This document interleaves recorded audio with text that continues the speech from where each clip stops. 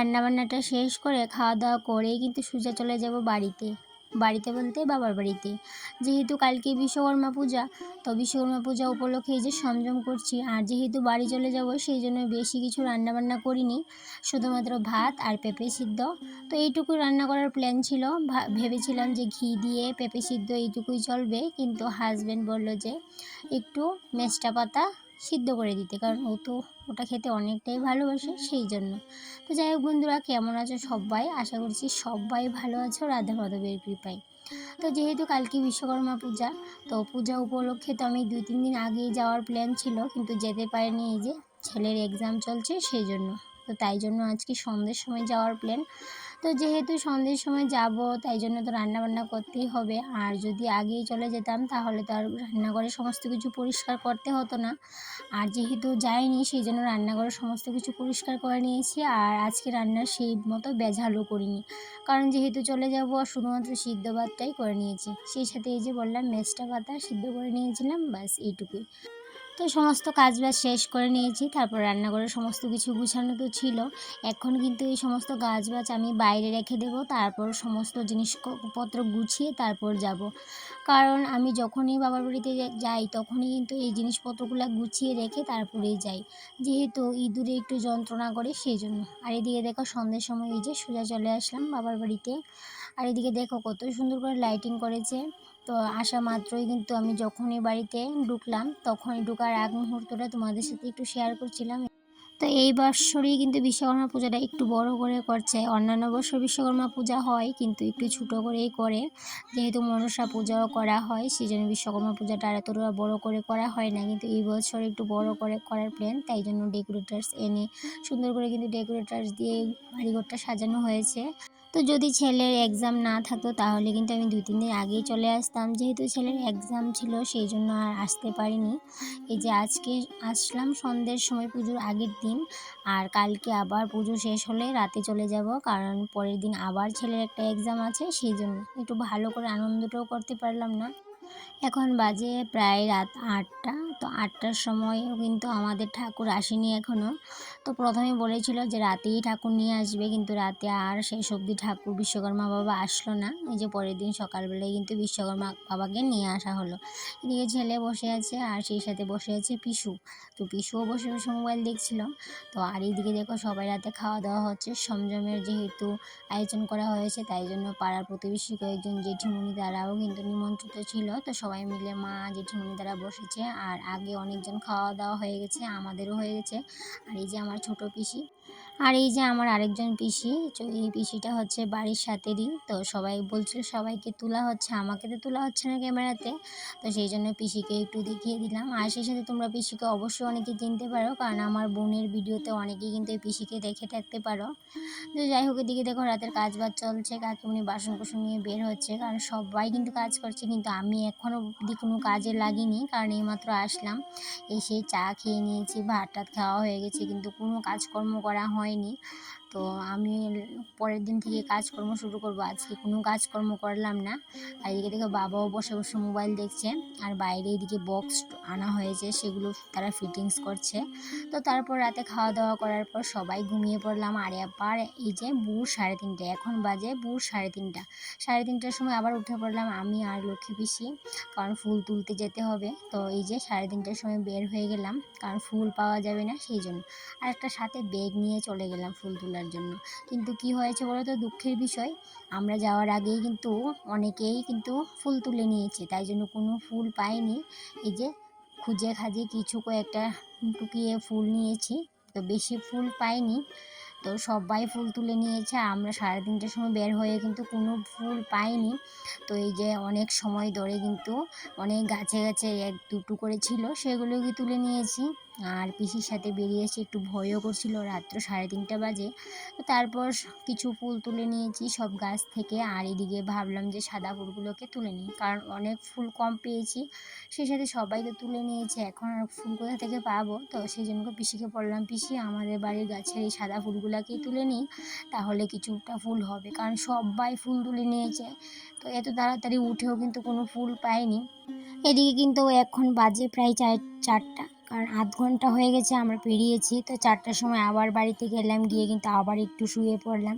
সকালবেলা উঠতে উঠতে আবার 6টা 6:30, তো উঠেই কিন্তু আবার স্নান টান করে ঠাকুরের কাজে লেগে পড়লাম। ঠাকুররা চলে আসবে সেই জন্য তাড়াহুড়ো করেই কিন্তু ঠাকুরের কাজকর্ম করেছিলাম। কিন্তু আর ঠাকুরমশাই আসতে আসতে অনেকটাই দেরি করে নিয়েছিল। তো আর আমরা কিন্তু অনেক আগেই জোগাড়যন্ত্র করে নিয়েছিলাম, কিন্তু ঠাকুরমশাই আসতে আসতে বেশ অনেকটাই দেরি করে নিয়েছিল। তো তাই জন্য আমাদের বাড়ির পুজোটাও একটু দেরি হয়ে গেছিলো। তো যাই হোক, অবশেষে কিন্তু ফুল টুল তুলে বাড়িতে গেলাম। গিয়ে ওই যে বললাম একটু শুয়ে থাকবো, তো একটু শুয়েছিলাম। তারপর সকালবেলা উঠে স্নান টান করে সবাই মিলে ঠাকুরকে অগ্রমঙ্গল করে বাড়িতে নিয়ে আসলাম। তো আসার পরে এই যে সুন্দর করে আবার জায়গা মতো ঠাকুরকে বসানো হলো, বিশ্বকর্মা বাবাকে। রাতের বেলায় আনার প্ল্যান ছিল, কিন্তু রাতের বেলা কোনো একটা কারণে বিশ্বকর্মা বাবাকে আর নিয়ে আসতে পারিনি। তো সেই জন্য সকালবেলায় নিয়ে আসা হলো। তো এখন সবাই মিলে কিন্তু অগ্রমঙ্গল করে রাস্তা থেকে নিয়ে আসলাম, এসে এই যে বসানো হলো। আর এদিকে ঢাকিরাও চলে এসেছে। তো পিয়ানোটা আসবে আরও কিছুক্ষণ পর। এখন শুধুমাত্র ডাকিরাই এসেছে। আবার এই বছর কী হয়েছে বলো তো, একাদশী পড়াতে বিশ্বকর্মা বাবাকে কিন্তু খিচুড়ি পায়েস কিচ্ছুই দেওয়া হয়নি। আর সেই সাথে পুরোহিত ঠাকুর বলছিল যে মিষ্টিও দেওয়া যাবে না। তো সবাই অনেকেই ভোগ দেওয়ার জন্য মিষ্টি নিয়ে এসেছিলো, কিন্তু সেগুলো আর বিশ্বকর্মা বাবাকে দেওয়া যায়নি, কারণ ঠাকুরমশাই না করেছিল যে মিষ্টিও নাকি দেওয়া যাবে না, সেই জন্য। তো এবার একটাই দুঃখের বিষয় যে বিশ্বকর্মা বাবা কিন্তু খিচুড়ি পায়েস কিচ্ছুই পেল না। তো যাই হোক, এদিকে ফল সব রেডি করে নিলাম, ফল পঞ্চভোগ আর এদিকে রাজভোগ, সেগুলো দিয়েই কিন্তু আজকে বিশ্বকর্মা পূজা হয়েছে। তো অন্যান্য বছর তো নারকেল লাড়ু, তারপরে গিয়ে তিলের লাড়ু, তারপরে খিচুড়ি পায়েস সুজি সমস্ত কিছুই করা হয়, কিন্তু এবার আর কিচ্ছু করা হয়নি ঠাকুরের জন্য। তবে অবশ্য পুজোর পরে সুজি পায়েস খিচুড়ি সেগুলো করা হয়েছিল, কারণ প্রসাদ দেওয়ার জন্য লোককে, সেই জন্য। আর এদিকে দেখো এই যে পুরোহিত ঠাকুর চলে আসলো। তো আজকে ভুলবশত না 2জন পুরোহিত ঠাকুর চলে এসেছিলো, তো সেটা নিয়ে একটু কনফিউশন হয়ে গেছিলো। যে মেইন পুরোহিত আসার কথা ছিল তো উনি আসতে পারেনি দেখে সম্ভবত। তো উনি 2জন পুরোহিতকে বলে দিয়েছিল যে আমাদের বাড়ি চলে আসতে। তো 2জন পুরোহিত একসাথেই আমাদের বাড়িতে চলে আসলো। তো এইটা নিয়ে অনেক সময় কথাবার্তা হলো যে কে পূজা করাবে। তো লাস্ট পর্যায়ে এটাই ডিসিশন নেওয়া হলো যে 2জন পুরোহিত মিলেই পুজোটা করাবে। তো সেই জন্য এই যে একজন বয়স্ক, যে উনিও একজন পুরোহিত, আর একজন যে পুজো করাচ্ছে উনি আরেকজন পুরোহিত। তবে অবশ্য উনি একদমই কম বয়সে। তো উনি বসেছে পুজোর আয়োজন করছে, আর অন্য পুরোহিতকে বললো অন্য কাজগুলো সেরে নিতে। তো যাই হোক, মিলেমিশেই পুজোটা করিয়েছে। তো আর দক্ষিণাটাও কিন্তু ওদেরকে পুরোহিতকে ভাগ করে দেওয়া হয়েছিল, যে দক্ষিণাটা একজনকে দেওয়ার কথা ছিল সেটা ভাগ করে 2জনের মধ্যে দেওয়া হলো। তো যাই হোক, এইভাবেই পুজোটা কমপ্লিট করা হয়েছে। তারপর সবাই মিলে অঞ্জলি দিলাম, দিয়ে পুরোহিত ঠাকুরকে বলা হলো যে একটু আরতি করে নিতে, কারণ সবারই ইচ্ছে ছিল একটু আরতি দেখবে। তো সেই জন্য আরতি করার জন্য অনুরোধ করা হলো। আজকে আবার বিশ্বকর্মা পুজোতে যজ্ঞ কিন্তু করা যাবে না, এই যে পুরোহিত মশাই বলছিল। তো আমরা তো প্রথমে ভেবেছিলাম যজ্ঞ করা হবে, কিন্তু পুরোহিত মশাই বললো যে যজ্ঞ করা যাবে না যেহেতু একাদশী। তো সেই মোতাবেক কিন্তু পুজোটা অতটাও দেরি হয়নি, যেহেতু যজ্ঞ করা হয়নি, খুব তাড়াতাড়ি পুজোটা কমপ্লিট হয়েছিল। আর এমনিতেও তো আমরা সমস্ত কিছু সকালবেলায় রেডি করে নিয়েছিলাম, তাই জন্য আরও তাড়াতাড়ি হয়ে গেছে। পুরোহিত আসার মাত্রই কিন্তু আমি সমস্ত কিছু বার করে নিয়ে এসেছি সবাই মিলেমিশে। তো চট করে কিন্তু সমস্ত কাজবাজ হয়ে গেছে, আর তাই জন্য কিন্তু এই যে আধ ঘন্টার মধ্যে সমস্ত পুজো কিন্তু কমপ্লিট করা হয়ে গেছে। আর যেহেতু যজ্ঞ করা হয়নি তাই জন্য আরও তাড়াতাড়ি হয়েছে। যদি যজ্ঞটা করা হতো তবে অবশ্য আধ ঘন্টার মধ্যে পুজোটা একদমই কমপ্লিট হতো না। তো এইদিকে দেখো সবাই আবার অঞ্জলি দেওয়ার জন্য এই যে মন্ত্র পড়ে নিচ্ছি পুরোহিত ঠাকুরের সাথে। তো সবাই কিন্তু আস্তে আস্তে মন্ত্রটা পড়ছিল, তো সেই জন্য তোমাদের সাথে মন্ত্রটা শেয়ার করলাম না। তবে অবশ্য আমিও আস্তে আস্তেই বলছিলাম, আর কারণ মনে হচ্ছিলো যদি ভুল বলে ফেলি সেই জন্য। তো যাই হোক, এবার শুরু হবে আরতি, তোমাদের সাথে আরতিটা শেয়ার করছি।